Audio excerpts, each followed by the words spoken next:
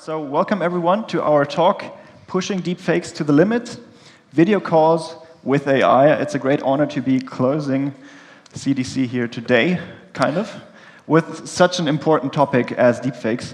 So what we would usually do is kind of introduce and motivate the topic by ourselves, but we had the... Martin, don't put the coffee next to the computer. Yeah. That's not good.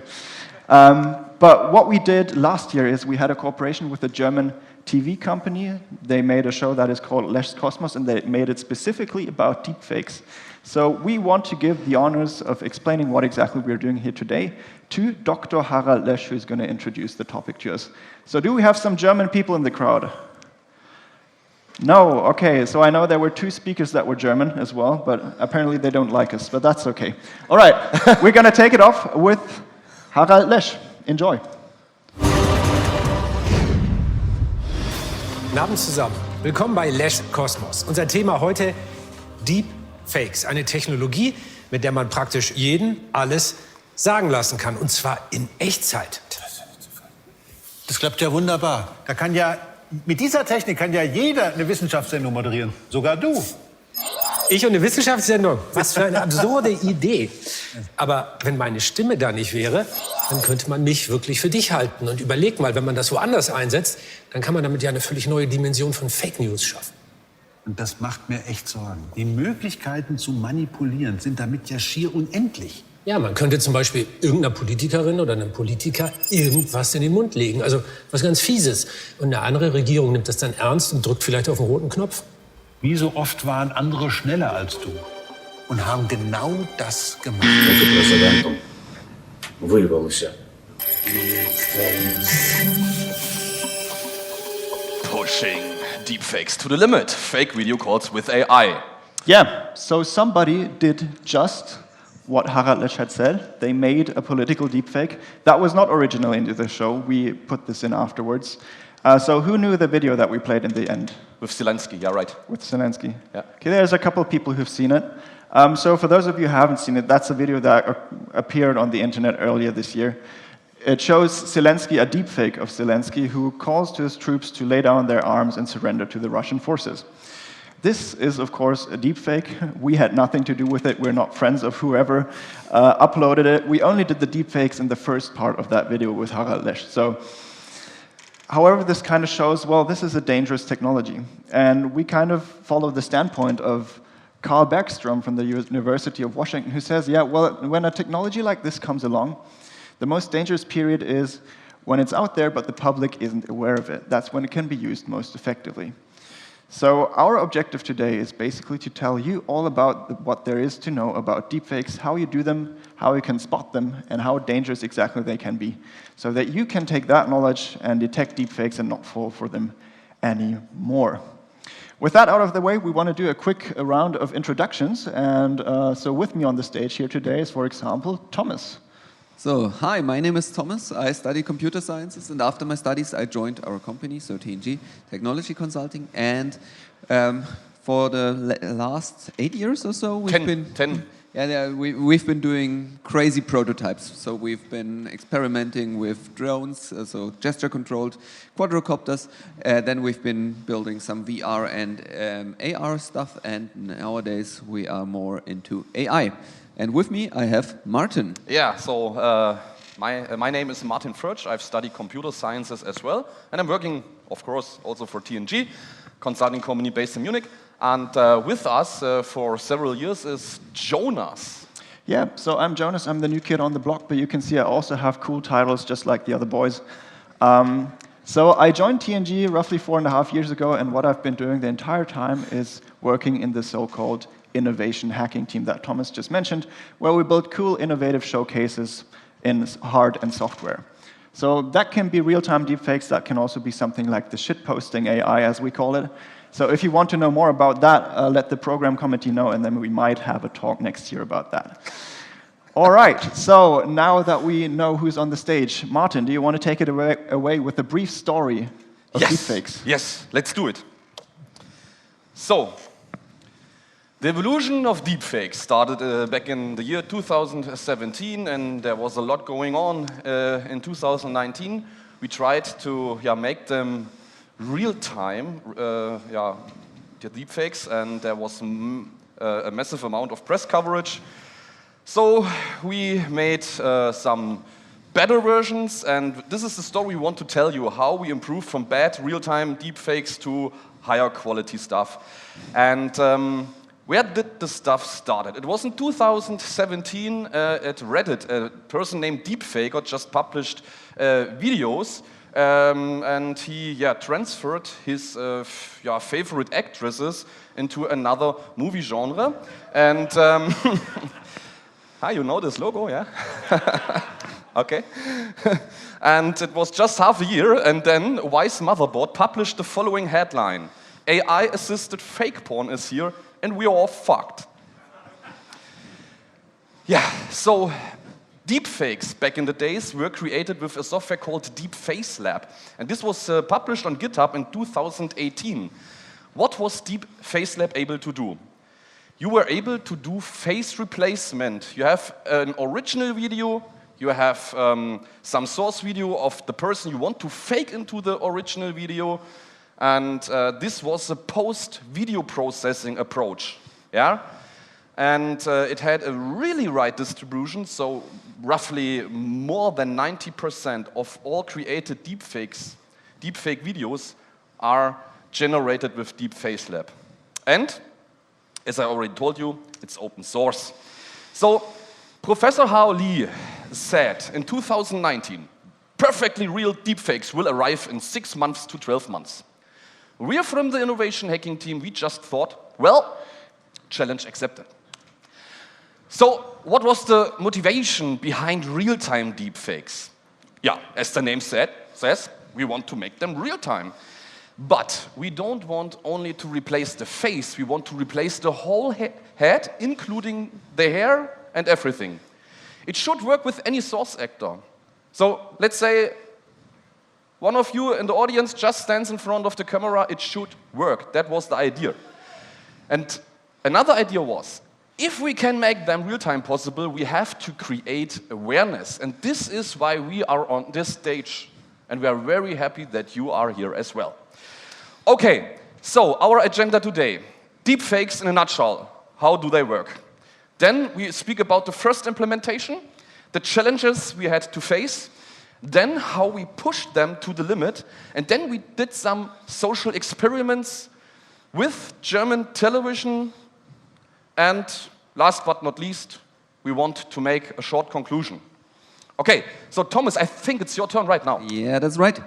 And for starters, we're just going to start with how deepfake works in its inner core. And there is an architecture based on a neural network which is called autoencoder. An autoencoder basically takes an image, transforms that image, and it will return the same image again, but it will do so with several steps. The first step is to compress the image using a so-called encoder.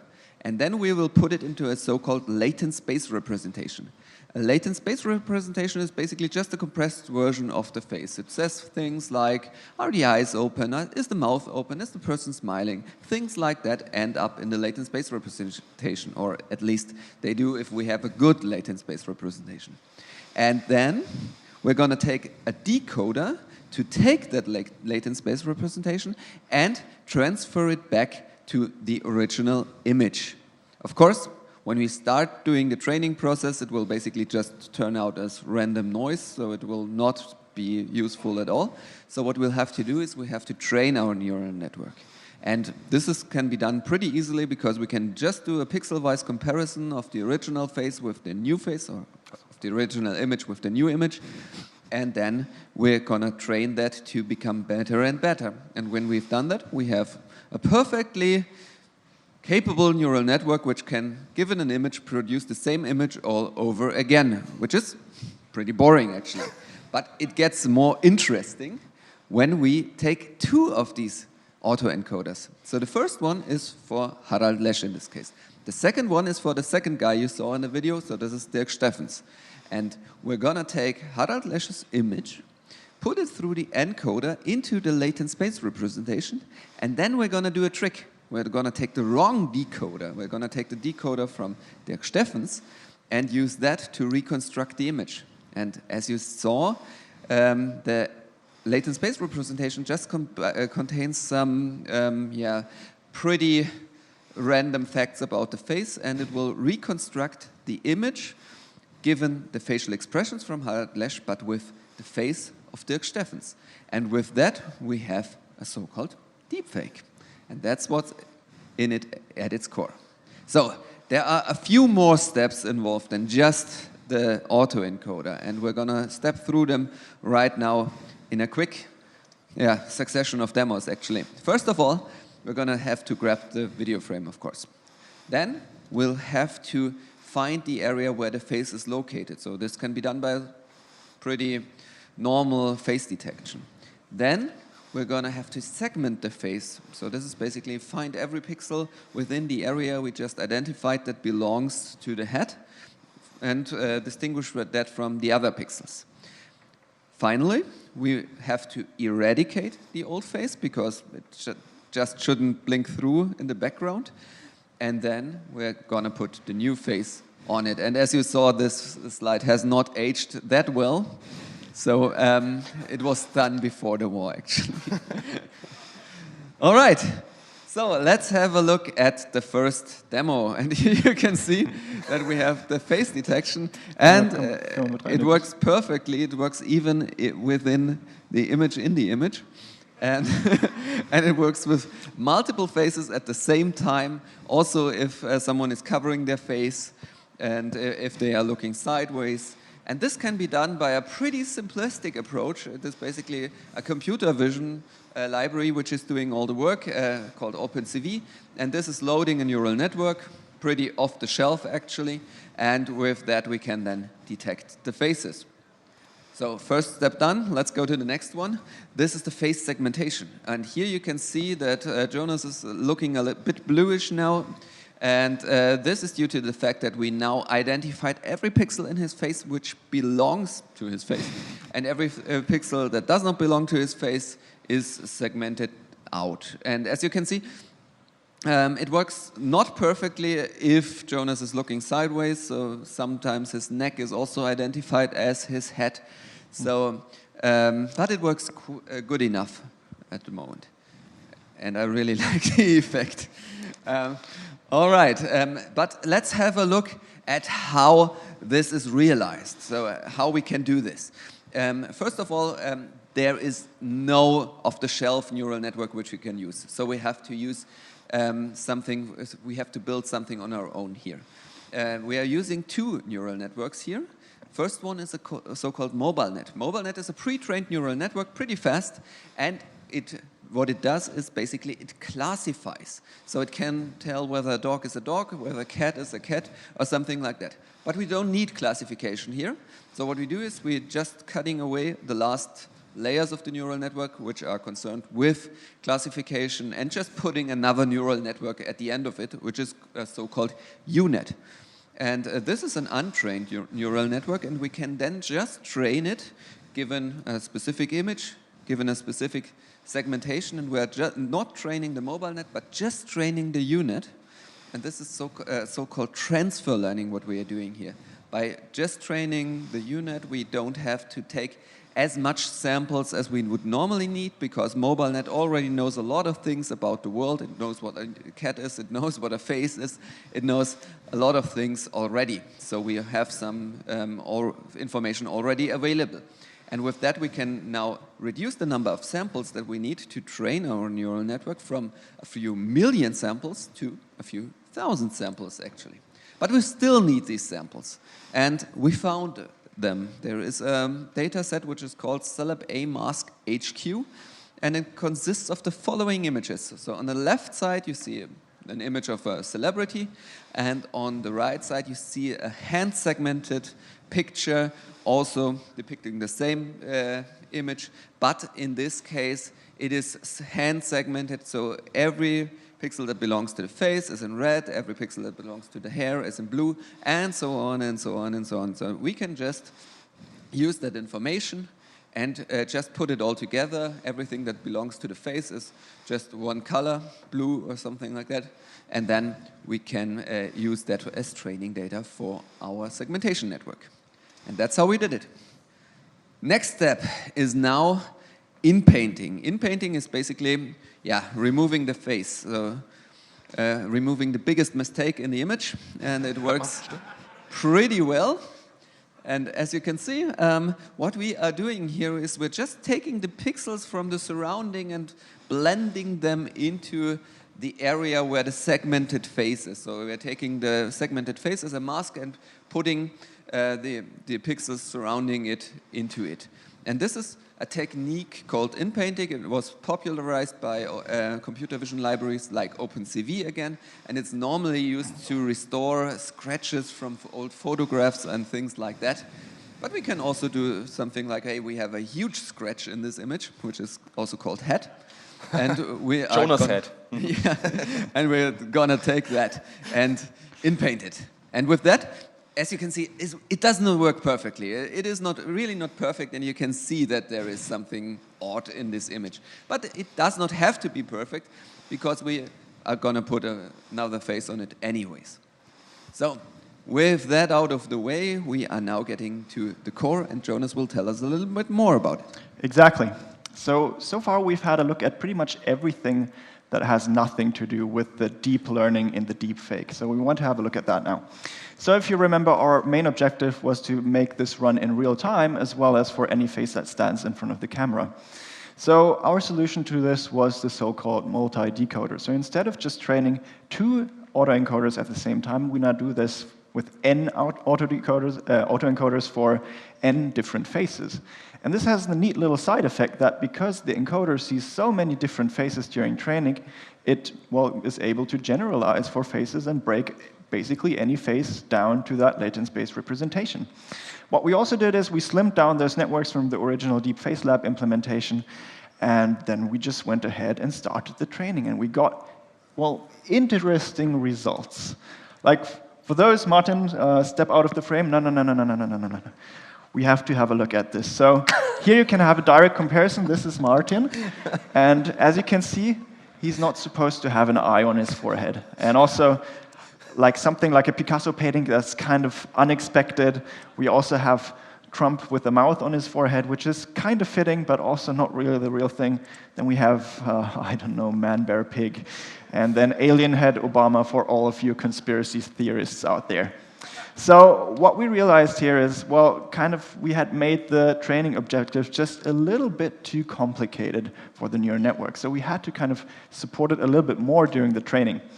So what we decided to do was to employ a technique that is called GAN training. And GAN training, that stands for Generative Adversarial Networks, which means we have a fight between a generator and a discriminator.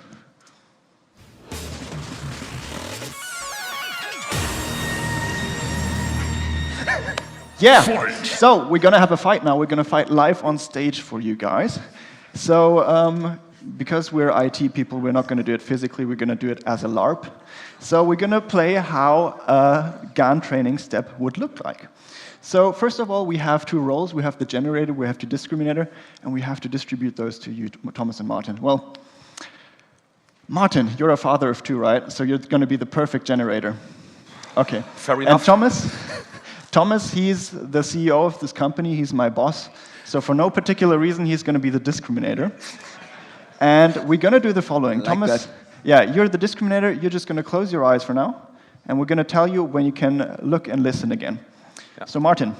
Yeah, okay. You see this? Yes. So we're in an early training stage right now. So you are now the autoencoder, our generator. Yes. And you see this image here on the left, right?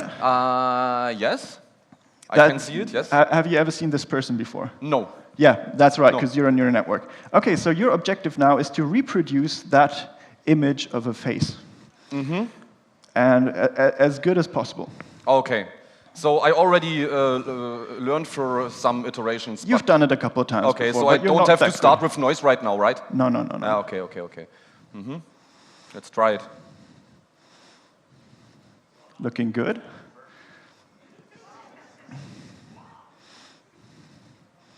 Okay, I like that. Beautiful details. Yeah.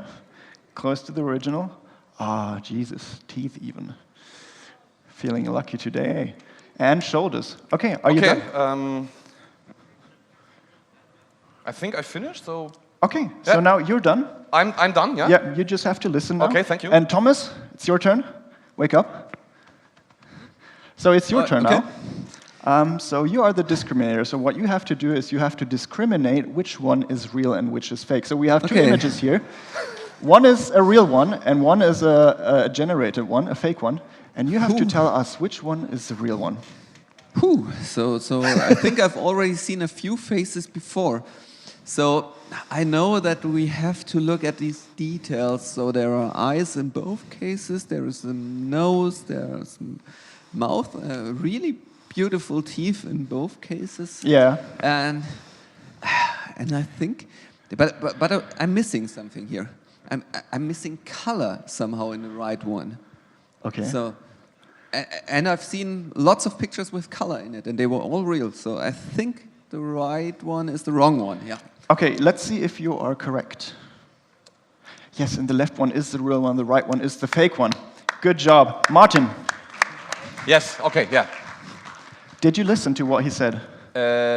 What? Yes, yeah. Yeah, the feedback about the color. Yes, Maybe yes, you yes. can take that into account the next time. Yeah, okay. All right, so Thomas, we're going to go to the next round.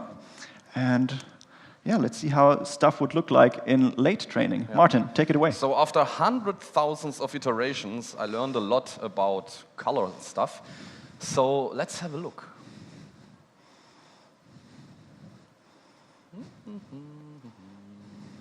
There you go.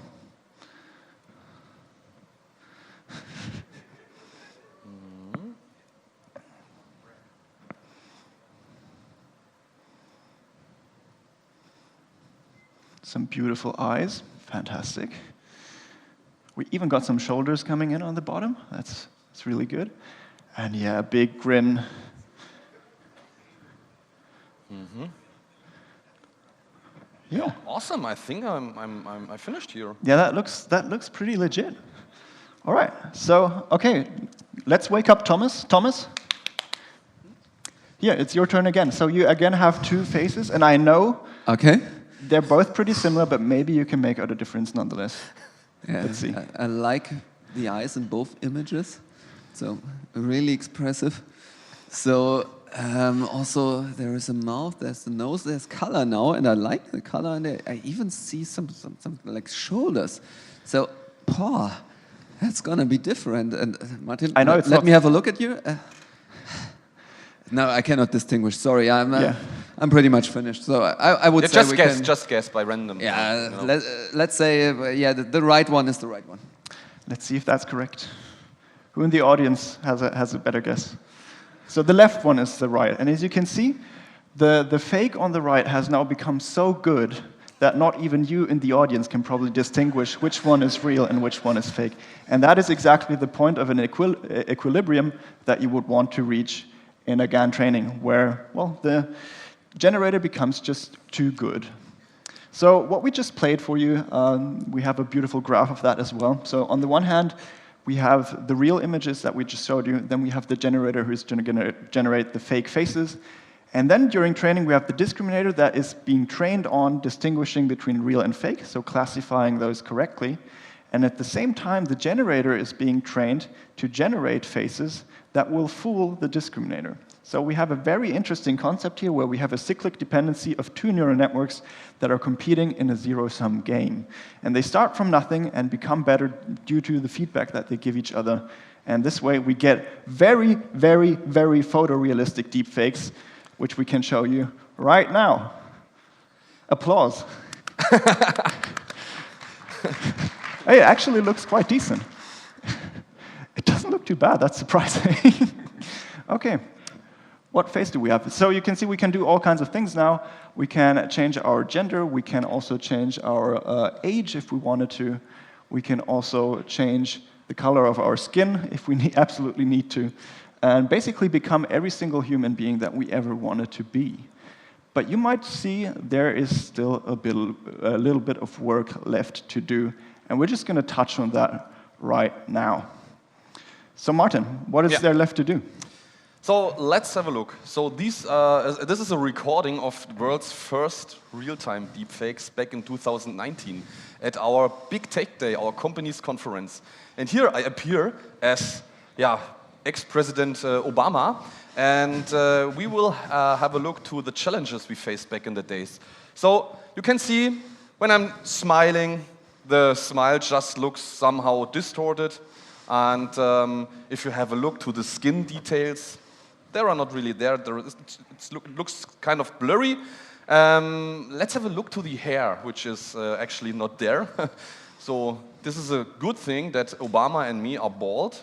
Let's have a look what happens if someone with full-grown hair gets transferred to my face. So Jonas, please. Here, this is obviously Trump, the orange man, and he has full hair. And if that gets projected to my head, you see it looks some kind of unnatural. And again, if you have a look to excessive mimics here, it doesn't look good. That's clear. So these were the challenges we had to face. And we tried to face the challenge with the hair with an experiment. So we just took a toupee in Albert Einstein look. We wanted to deepfake Albert Einstein in this case to help the neural network, to generate a better deepfake. But the Albert Einstein deepfakes, of course, they can't look real. There is so less video information available to train a neural network in a good way. So that's the best we can create in this case. So this brings us now to pushing deepfakes to the limit. So this is the story how we were able to make them even better. So let's go. Yeah, so what we had done is we wanted to do a second version, a better version, and we decided to rewrite the entire trainer from scratch. Not anymore in Keras, but this time in TensorFlow 2. TensorFlow 2 was a technology that came along in the summer of 2019, precisely at the time that we decided to start with it, and it had the great advantage that, well, TensorFlow is now in a loving relationship with Keras. And this basically means TensorFlow and Keras, they're now that annoying couple that only ever shows up to parties together, that also just leaves together.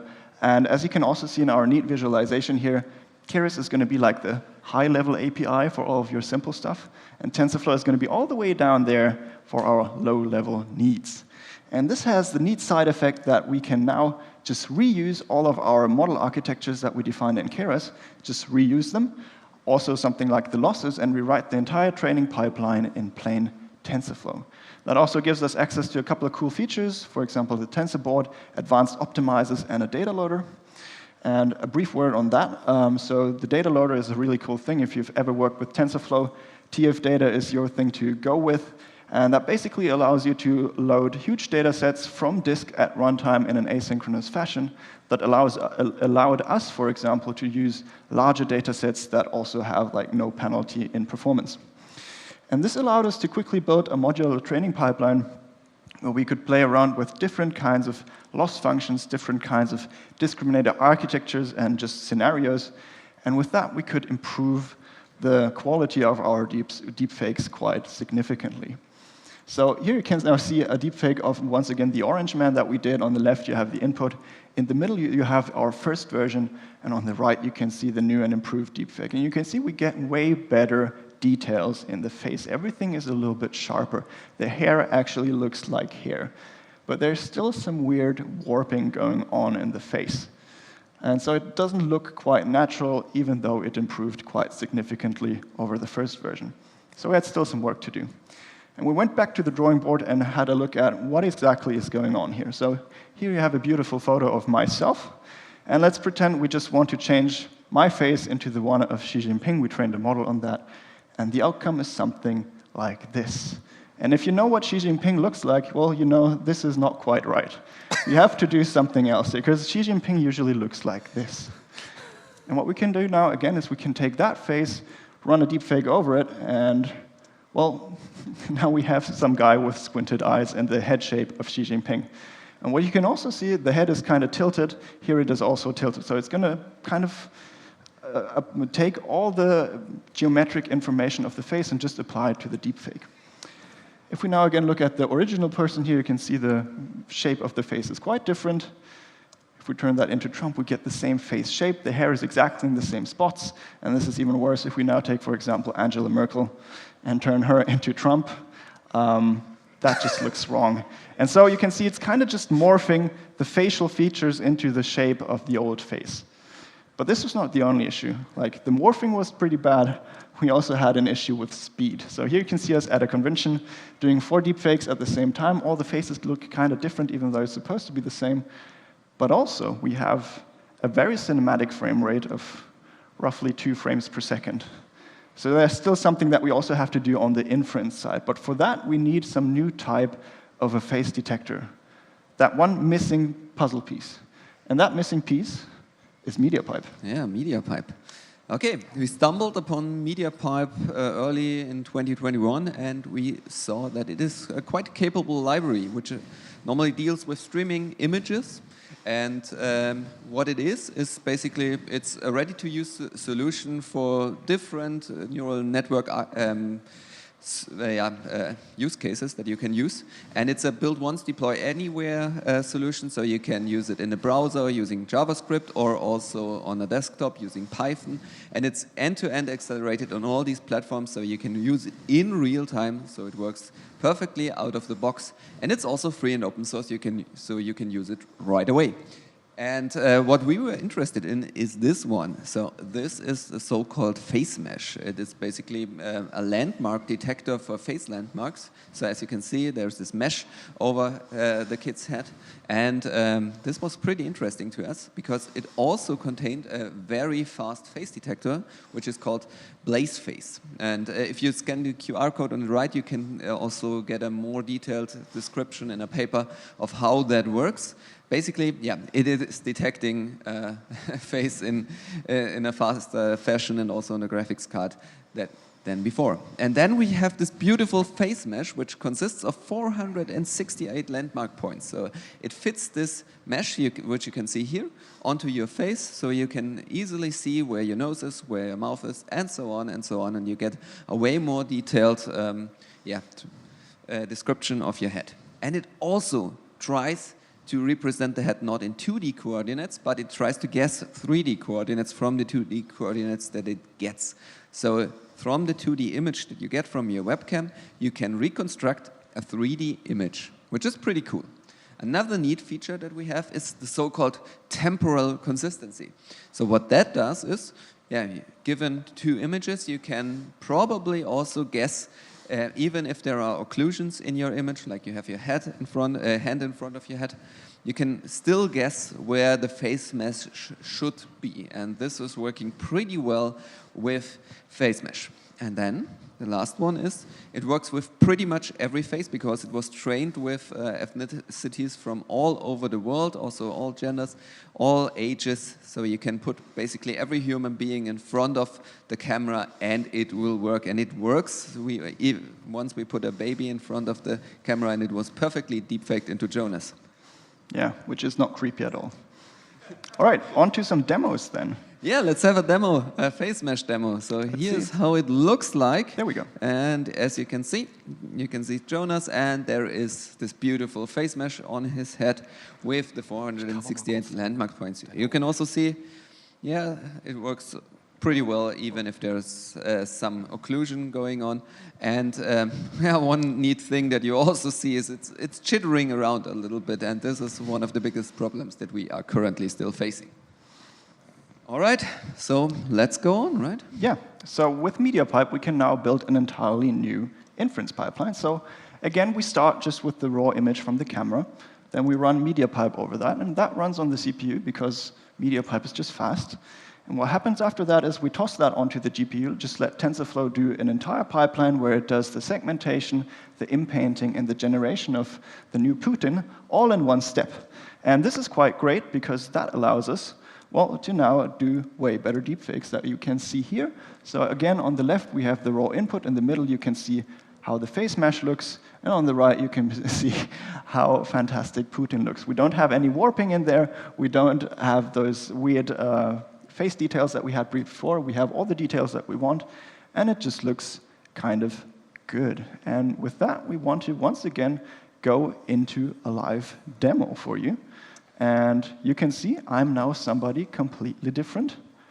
And let's change the face to somebody else. Now I'm myself just a couple of months ago with a different haircut. And that's amazing because you don't have to care about the way you look in the morning. You can just join your Zoom meeting as yourself. Now I'm Harald Lesch, and you can see also the performance. It is way improved. Maybe you could also move the camera a little bit. Yeah, this is what I wanted to do, but I was pushed away by Jonas, so please. Yeah, so that would where? Yeah. Okay, yeah, no, so now I'm Harald Lesch, and you can see I don't have the same head shape as Harald Lesch, and still it doesn't really fuck with my hair. Let's see who else we have. Oh, we have this guy.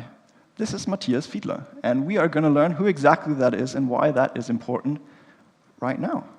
So, now that we have beautiful deepfakes, we could think about, well, why not join Zoom sessions with them? Yeah, so we start with the cybersecurity part right now. So we did some social experiments with German television channel Pro7 and the TV magazine Galileo, which is some kind of a popular science magazine. And they visited us, and instead of just telling something about real-time deepfakes, we made an experiment with those two guys. So on the left side, you will see Haro Füllgrabe, so this is the man with the full hair, and Matthias Fiedler is the man with the bald, so we just stick with the full hair man and the bald man. So this setup was a Zoom meeting, so let's have a look. So, so Haro, the man with full hair, in front of the DSLR camera, which is connected with our software, our real-time deepfake software, and he appears inside the Zoom meeting as a bald guy. Okay? Okay, and now let's have a look what they're trying to do. Hallo, Richard! Du glaubst gar nicht, was hier alles los ist. Die Leitung stimmt nicht, dann geht das in die Hose und das geht in die Hose und das klappt nicht. Die erste Hürde ist geschafft. Der Chatpartner schöpft keinen Verdacht. Dann gehen wir einen Schritt weiter. Haro alias Matthias schickt ihm eine Datei. So, okay, so far. Haro appears as the bald man and is sending a file to a friend of the bald man. What could possibly go wrong? What do you think? Will you open the file? Yes? Okay, let's have a look. Öffnet das Dokument ohne zu zögern. Gefährlich. Im Fall eines echten Betrugs könnte es sich um einen Virus handeln. Richard tappt in die Falle. Hast du es bekommen? Jetzt habe ich es bekommen. Okay, he opened the file. What else did we do, Thomas? Yeah, now he also tries to get the other person to donate something. To donate something, to transfer money and stuff like that. Funktioniert der Live-Deepfake sogar so gut, dass wir den Chatpartner dazu bringen, dem Spendenaufruf zu folgen und Geld zu überweisen? Willst du auch was spenden? Willst du mitmachen? Yeah, and the answer is yes, we can tell this to you. So there are some things you have to keep in mind. When it comes to real-time deepfakes, it is an attack vector. They are real, and you all should know about that. And not only you, also your relatives, your colleagues, probably people which are not directly working on IT stuff, but also in your company for administration and organizational stuff. Just keep in mind if someone is using this attack vector asking to transfer money. So what actually you can do? There are different types of attack vectors. So phishing scam, data breaches, reputation smearing, you name it. Or here, social engineering, identity theft, and so on, and so on. And if you think we're just kidding, no. There was at least a woman in Germany transferring £5,000 to a guy who appeared in a video chat as Vin Diesel, and she thought that they are both in a relationship. You can call that quite naive from the women, but sometimes it's really, really hard to identify a deepfake as a deepfake. Probably not in this case, but this is another story. So let's try that out. We tried something else, so fooling the parents. Yeah. And let's have a look to this. Mattis, Hallo Dude. bist du schick, Junge? Hör mal, Schätzchen, was ist denn mit den Kindern los? Denen geht's super. Ich bin halt gerade bei der Arbeit, aber denen geht's gut. Alles perfekt. In den ersten 2 Minuten merkt keiner etwas, aber dann wird Matthias Mutter plötzlich stutzig. So, okay, so this is the mother of the bald man, yeah, right? And Haro, the man with the full hair, is having a call with her. And she didn't recognize in the beginning that this is not her son. Yeah, so let's see what happens now. Dein Gesicht ist so fremd.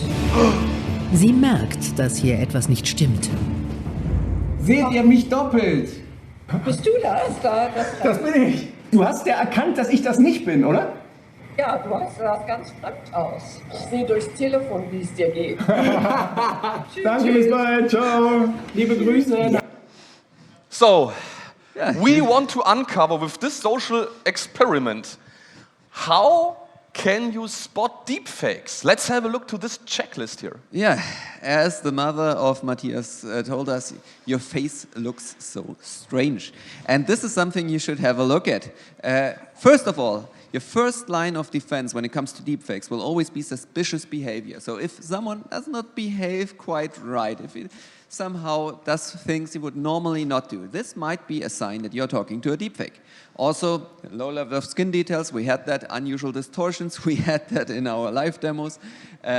Also lack of emotion, so if some grin doesn't really seem right, or if you have these in-painting artifacts around your head, this might also be a sign of a deepfake. Then also all kinds unnatural coloring, so if the face looks different than the neck or something like that, if you have a facial expression which is not right, and eyes, hair and teeth, so these are things that a deepfake can at the moment not deal with very well. And one more thing is, these are just things that are here now. So a new deepfake generation might turn out to be pretty decent when it comes to those things. But there is one thing. What is the best thing to identify a real-time deepfake at this point in time? Actually, we can guess the audience. Yeah. So it's how can you probably identify a deepfake the fastest way? What do you think? Any idea? Here? Sorry? The voice. That's good. That's good. Yeah. If the voice doesn't, but for this you have to know the person. And yeah, you know. And what else can we do? Here. Turn around the face, which is also quite good. Quite good. So I would say this is also a correct answer. Ask the person in the video conference to cover the face with the hand for a few seconds. Just doing this gesture, and nowadays this could be a good thing to identify a real-time deepfake. For now. For now. And for now. But to get back to the to the voice thing, so audio is still a big problem because you need a temporal context to do an audio deepfake. So you need to have you need to know whether the person is speaking loudly or aggressively or things like that. And for this, you need somehow a delay. And that's why inconsistent noise or audio is still something that is a good sign for a deepfake. You cannot fake the voice in real time without a delay at this point in time. Yeah, so let's have a look to the conclusion. Yeah, so we told you the story about the evolution of deepfakes, starting from Deepface Lab, which is a post-processing approach where you can just replace the face, till to the TNG real-time deepfakes with whole head replacement with the improved version and stuff like that. Since 2021, Deepface Lab has a software solution, Deepface Lab, so it is replacing the face, not the head, in real time. It's capable to do that. And from our point of view, the evolution is much faster than we predicted in 2019. Let's have a look. What is an application, a field of application where you can use deepfakes also in real time? We think in the filming industry.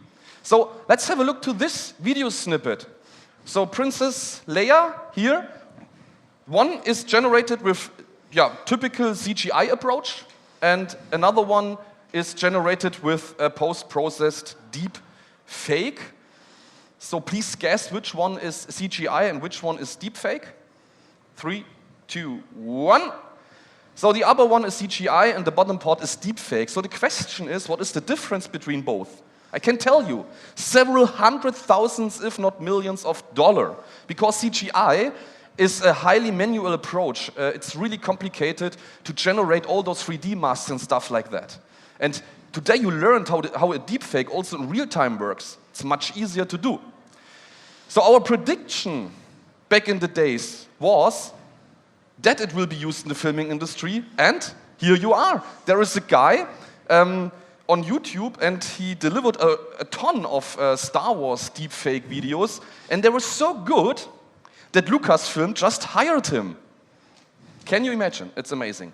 Yeah. So let's have a look at another example. Here you can see Bruce Willis in a Russian telecommunication commercial. The interesting part is Bruce Willis was never actually at the shoot himself. So what they did is they took some kind of actor, they licensed his face, deepfaked it, and Bruce Willis just earned a couple of $1 million in his sleep. So this is also a very cool way how, for example, actors can make a buck or two in the future. And now we've seen the good, we've seen the bad. Let's have a look at the ugly. We want to close with what we opened with. Of course, a tool like deepfakes, so powerful as it is always going to be used for the bad scenarios. So for something like misinformation, fake news, and propaganda. So this is kind of why we're standing here, what we want you guys to take home, spread the word about deepfakes, let people know that they are a thing, and as soon as everyone knows about it, they're pretty much as harmless as Photoshop is today. And if you don't want to send them the link to our talk, we have a beautiful video that you can share. There you see very, very weird and disturbing things with my face. You can just scan the QR code, just give it a watch later. It's a great fun to watch. And with that out of the way, that's all we have for you guys today. So thank you so much for your attention. Thank you so much.